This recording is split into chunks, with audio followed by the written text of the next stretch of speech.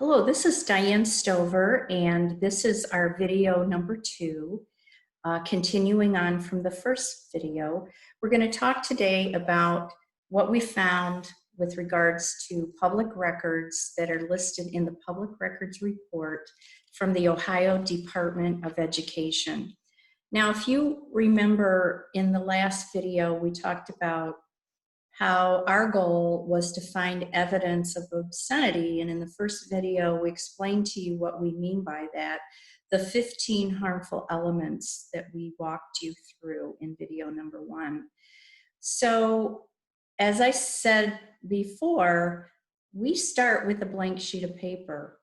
Our goal is to find out where this is, and so we decided to start at the very top.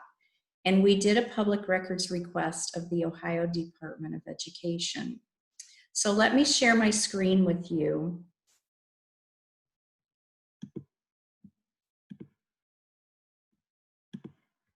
And this is the public records information from the Ohio Department of Education that we received.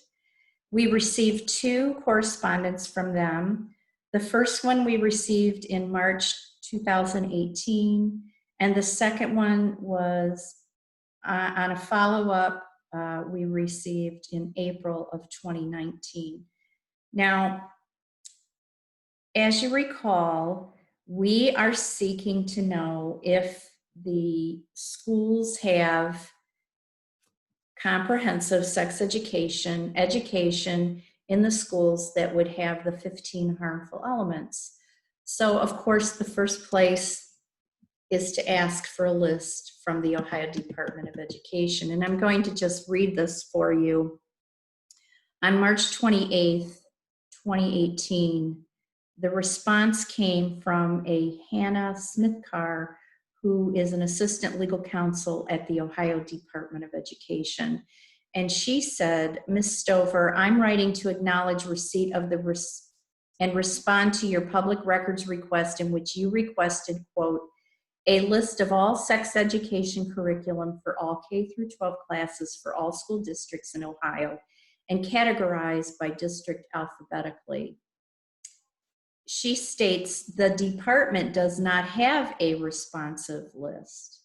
Ohio law, and she quotes the Ohio Revised Code, does not permit the State Board of Education to adopt health education standards in Ohio. However, Ohio law, ORC 3313.60, requires each district to adopt a course of study including certain designated subjects such as health education, which shall include instruction in venereal disease and dating violence prevention education. She closes by saying the department's webpage below provides legislative requirements and numerous resources to help support the development of a district's health. And so they are stating at the Ohio Department of Education, bottom line, they don't have a list, they don't keep a list, and they're not holding anyone accountable for making sure that 33.13.6011 is even being followed. Because, as they say, and this is important, there are no health education standards in Ohio. Now, I want to just stop here and remind you, in the first video, we mentioned that myself, Linda Harvey, and Kathy Boff last year testified at the Ohio Senate. And actually, there was also testimony for the opposing side, again, recently in the state Senate by 2 Republicans, by the way, who are trying to adopt health standards for Ohio. And as you can see here, this would open up a Pandora's box for Ohio if these health standards would be adopted. Nothing right now is there's nothing in Ohio law that says that we need these health standards, which they want the national health standards, which would be comprehensive sex education in Ohio schools. So nobody's keeping a list. there's no accountability. Nothing from the Ohio Department of Education is being done. Now, a secondary communication came back in 2019 in April to Mr. Stover, my husband, John, actually, and it states, this email serves as the response to your public records request. There are no public records that are responsive to your request. It should be noted that the State Board of Education is prohibited from adopting or revising any standards or curriculum in the area of health unless there is a concurrent resolution approving such standards or curriculum that is approved by both houses of the General Assembly pursuant to, and they quote the revised code. So here's another reference to there's no health standards. Additionally, the prescribed curriculum for health education is the responsibility of local boards of education pursuant to Ohio Revised Code 3313.6011. So let me stop here and say, that this was coming in response to our request about, is the State Board of Education doing anything relative to a list or accountability? And so let's just talk quickly about the difference. There's two entities here, the Ohio Department of Education and the Ohio State Board of Education, which are the elected officials and appointed officials by the governor who serve to oversee the Department of Education and vote upon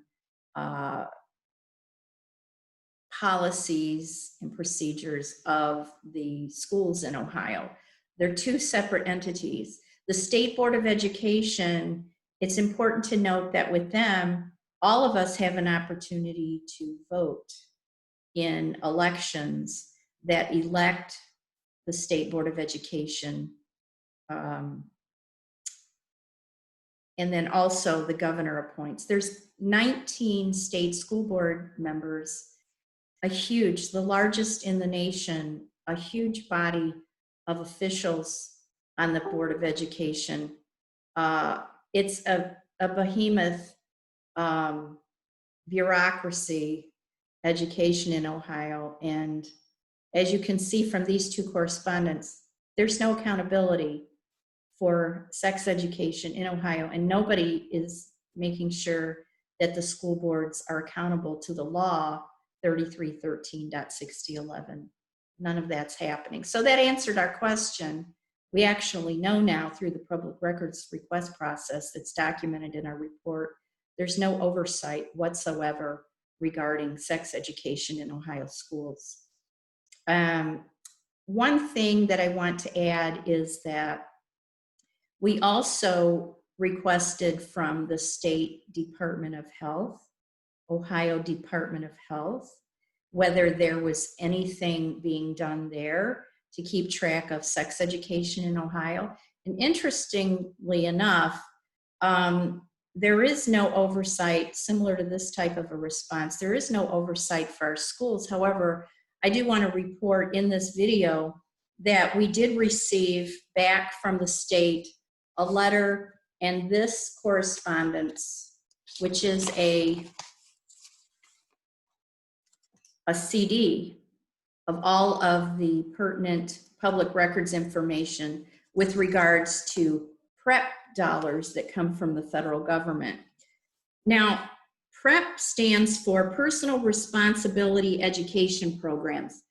The state of Ohio in 2019 was receiving $1 million from the federal government for the PrEP program, which has now in 2020 actually been transferred over to the Department of Youth Services.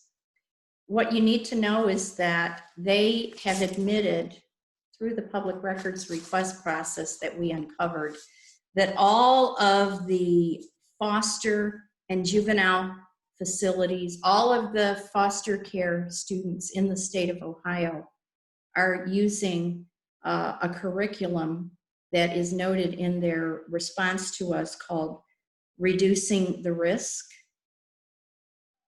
Reducing the Risk.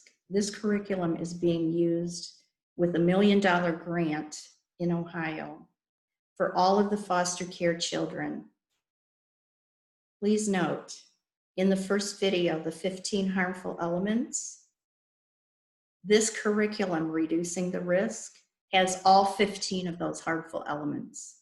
So it's kind of out of scope for the schools, but just want you to know that all of the foster care students in the state of Ohio are using a curriculum, Reducing the Risk, that has all 15 of the 15 harmful elements.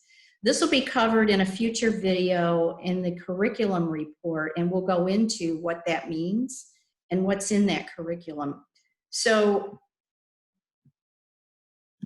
you know, going back here, I want to go back up and remind you, here's the 15 harmful elements that sexualizes children, teaches them about the most graphic sexual behavior, and promotes abortion, contraception, and gender confusion. This is going on right now in Ohio. The Ohio Department of Education and the State Board of Education has washed their hands of any responsibility for it and put it back to the local school boards. That's why, if you think about our process, we said we need to find out what's going on in the schools. We're not going to find out from the Ohio Department of Education or the Board of Education because there is no accountability for them to keep track of this.